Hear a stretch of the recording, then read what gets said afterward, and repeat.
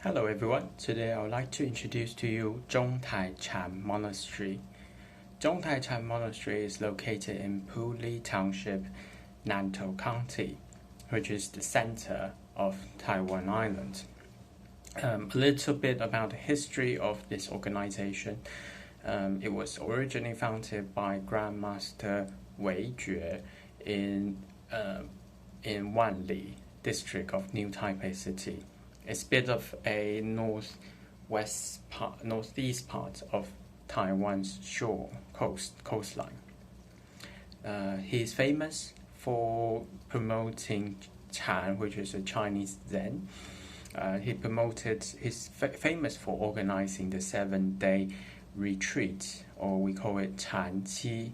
Basically, what people do is they don't talk but only meditate for 7 days, so they can actually explore themselves and understand more about their hearts.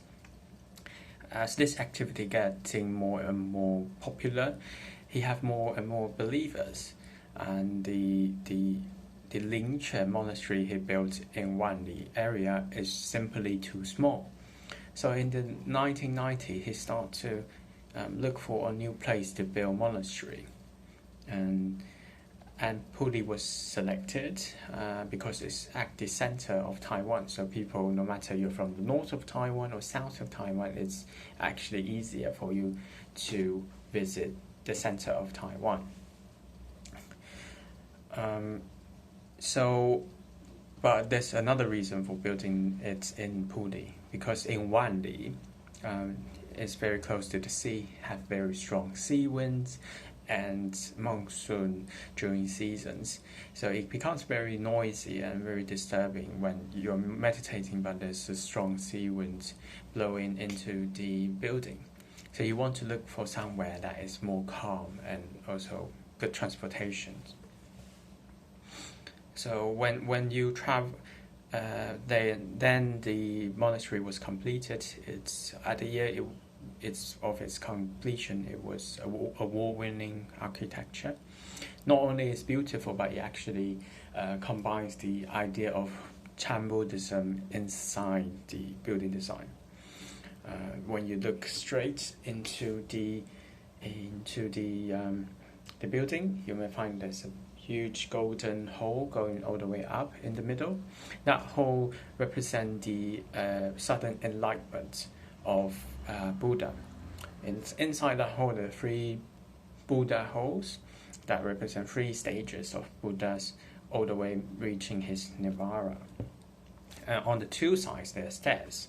The stairs representing that for normal people, we have to go all the way up the stairs, gradually reaching our way to Bodhisattva. Bodhisattva means on the way to become a Buddha. So for normal people, we probably need to go step by step to become a spiritual person.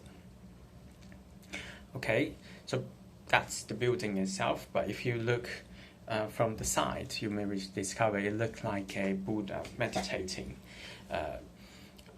in the mountain of Puli. Before you enter into the building, you may realize they have a really big parking lot. It can accommodate 300 buses. Some guess that the monastery have already foreseen that there will be Chinese tourists coming to visit the monastery in huge crowds. But actually, the monastery I don't think they really know this will happen, but they are actually preparing for later on there will be more believers, and also not only from China but from all over the world, and even from Taiwan as well. The first hall you enter into the monastery will be the halls of 4 heavenly kings. The 4 columns in the 4 heavenly kings hall are the 4 heavenly kings, of course. What is special about these king sculptures they are 12 meters high. It's really high, but they have 4 heads. Each of them have 4 heads. Some say it's because the heavenly kings need to protect the temple, so you need to look into 4 directions. But actually, for engineering perspective, it's because that if the kings only have 1 head, it's not possible for him to support the weight of the whole building. So the architect later decided to have 4 heads and also have the meaning of looking at 4 directions. The first statue you will encounter in this hall is Mantriyar. He is a Buddha to be, and he is smiling, welcoming all the guests. He's a little bit choppy, with the very big belly. That means he is very tolerant of anything happen in the world. He can take it all in. He's holding a thing called Ru Yi. This is something that in India, when priests are preaching, he will have a board and he will write all the notes he wants to talk about. This thing was actually introduced into China, into the court. And the governors and the minister of the court, when they're talking to the emperor, they will also look into this board. But the Ru he is holding has another meaning, has another layer meaning. It's called as you wish. So is that you can know that Mantriyar has a very wide and free mind in this sense. Going deeper into this 4 heavenly king hall, you will see Skanda. Skanda is the protector of Dharma, and Dharma is the ultimate truth. So legend has it that when Buddha reaches his Nirvana, he becomes a Buddha. He told Skanda that Skanda, you need to protect the Dharma, that the ultimate truth in the normal world, not the heavenly world, but the human world. So Skanda is like a protector of the law, the Buddhism law in the human world. So this is like a welcoming hall lobby for the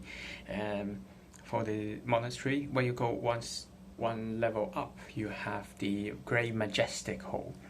In Great Majestic Hall, you will directly see the statue of Buddha, and there are 2 other statues of his 2 disciples.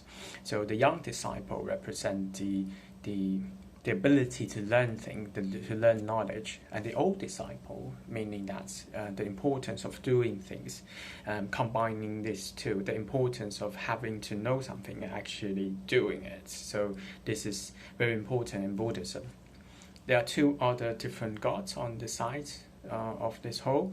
You have the Buddha Dharma, which we call Damo in Chinese. He's the first Zen master, I would say, in China. So he introduced Zen, invented Zen Buddhism into China. And also you have Guangong, which is he's originally a Chinese, but he's Chinese, but he was converted into Buddhism after Buddha, when he died, and Buddha came to and talked to him, and he decided to convert to Buddhism and be the protector of temple. So you have the first founder of Chan Buddhism and the protector of the temple. So overall, I would say Chung Tai Chan Monastery is a state-of-the-art buildings, and the design into it is not just a monastery. It has meanings all over it, and it's actually very big. It has more than 10 stories. The main hall alone has more than 10 stories, and there's so much to explore. I invite you to explore this state-of-the-art Chan Buddhism Institute. Thank you.